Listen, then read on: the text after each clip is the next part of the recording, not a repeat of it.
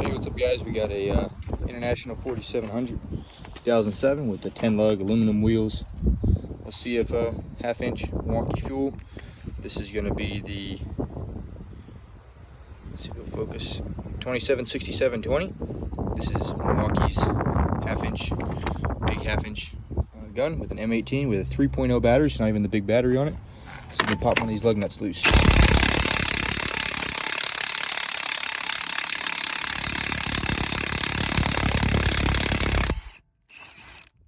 That's not been taken off. It's been torqued to spec, and that's not been taken off in quite some time. So a little bit of rust on them. As you can see, these threads have some rust on them.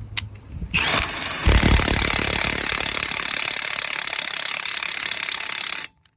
you can pull another one off.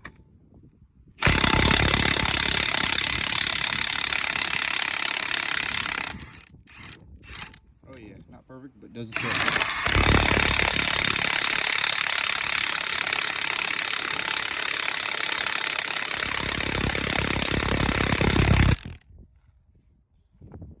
Perfect? No. Does the trick? Definitely.